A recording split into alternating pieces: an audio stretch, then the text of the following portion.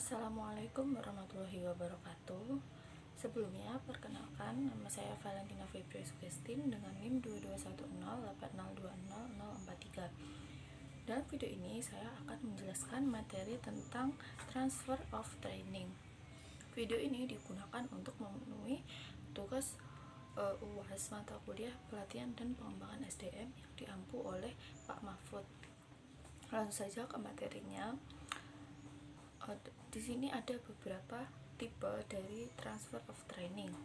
Ada 7. Yang pertama yaitu positive transfer. Jadi positive transfer merupakan peserta pelatihan menerapkan pengetahuan, keterampilan, dan sikap baru yang diperoleh dalam pelatihan ke dunia kerja. Yang kedua yaitu zero transfer.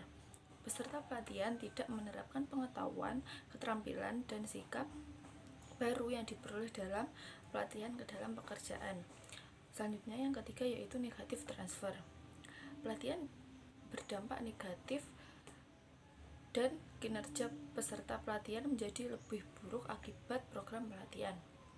Yang keempat yaitu near transfer. Sejauh mana peserta pelatihan dapat menerapkan apa yang telah dipelajari dalam pengetahuan ke dalam situasi yang sangat mirip dengan situasi di mana mereka dilatih. Yang kelima yaitu far transfer.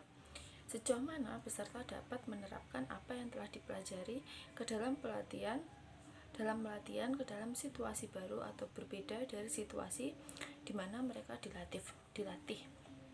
Yang keenam yaitu horizontal transfer. Jadi horizontal transfer ini merupakan transfer pengetahuan dan keterampilan lintas latar atau konteks pada tingkat yang sama.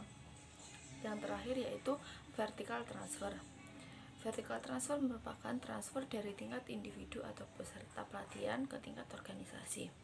Nah, kemudian ada beberapa tantangan dari transfer of training ini, yaitu manajer langsung tidak mendukung pelatihan, kemudian ada budaya dalam kelompok kerja tidak mendukung pelatihan, kemudian tidak ada kesempatan untuk menggunakan keterampilan tersebut, tidak disediakan waktu untuk menggunakan keterampilan tersebut, keterampilan tidak dapat diterapkan pada pekerjaan itu, sistem dan proses tidak mendukung keterampilan tersebut.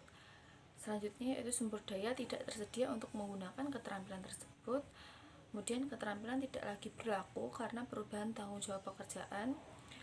Kemudian keterampilan tidak sesuai dengan unit kerja, tidak melihat perlunya menerapkan apa yang telah dipelajari, kebiasaan lama yang tidak dapat diubah, dan yang terakhir yaitu sistem penghargaan tidak mendukung keterampilan baru. Nah, kemudian ada strategi transfer of training sebelum training. Yang pertama bagi manajemen. Nah, manajemen ini harus menentukan siapa yang akan menghadiri pelatihan. Selain itu, manajemen juga harus bertemu dengan karyawan sebelum pelatihan untuk membahas program pelatihan. Kemudian manajemen harus mendapatkan masukan dan keterlibatan karyawan dalam proses pelatihan. Dan yang terakhir yaitu memberikan dukungan kepada karyawan untuk pembelajaran dan pelatihan. Yang kedua yaitu bagi pelatih.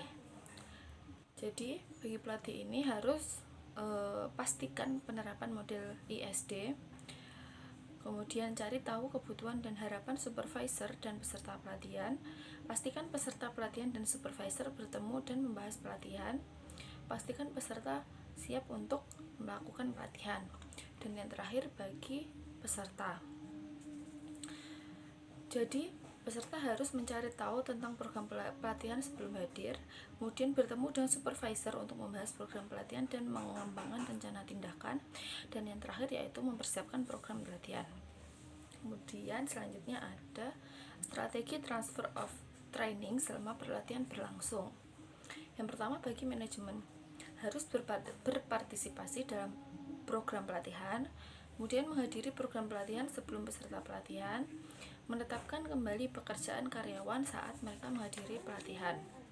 Yang kedua bagi pelatih, menggabungkan kondisi praktik, prinsip pembelajaran orang dewasa, dan prinsip pembelajaran lainnya dalam desain program pelatihan. Kemudian sertakan konten dan contoh yang relevan dan bermakna bagi peserta pelatihan. Menyediakan transfer intervensi pelatihan di akhir bagian konten program pelatihan. Selanjutnya, bagi peserta, mengikuti program pelatihan dengan sikap positif dan motivasi untuk belajar, kemudian terlibat dalam program pelatihan dengan terlibat dan berpartisipasi aktif, dan yang selanjutnya yaitu mengembangkan rencana tindakan untuk penerapan pelatihan di tempat kerja. Yang selanjutnya yaitu strategi transfer of training setelah masa pelatihan. Yang pertama, bagi manajemen harus memastikan bahwa peserta pelatihan memiliki kesempatan langsung dan sering untuk berlatih dan menerapkan apa yang mereka pelajari dalam pelatihan di tempat kerja. Kemudian harus mendorong dan memperkuat penerapan keterampilan baru oleh peserta pelatihan di tempat kerja. Dan yang terakhir yaitu memberikan umpan balik positif untuk penggunaan keterampilan baru di tempat kerja. Selanjutnya, bagi pelatih, setelah pelatihan, pelatih harus tetap terlibat dalam proses pelatihan dan transfer dengan melakukan kunjungan lapangan untuk mengamati penggunaan keterampilan yang dilatihkan oleh peserta pelatihan, memberikan dan meminta umpan balik, dan terus memberikan dukungan dan bantuan kepada peserta pelatihan. Dan yang terakhir, bagi peserta harus mulai menggunakan pengetahuan dan keterampilan yang didapatkan dari pelatihan ke tempat kerja sesegera dan sesering mungkin. Kemudian peserta juga harus bertemu dengan supervisor untuk membahas peluang transfer. Kemudian membentuk sistem teman atau jaringan rekan-rekan yang juga menghadiri program pelatihan. Dan yang terakhir, harus menetapkan tujuan untuk transfer dan menggunakan manajemen mandiri. Sekian materi yang dapat saya sampaikan. Mohon maaf apabila ada kesalahan dan kekurangan dalam menyampaikan. Terima kasih.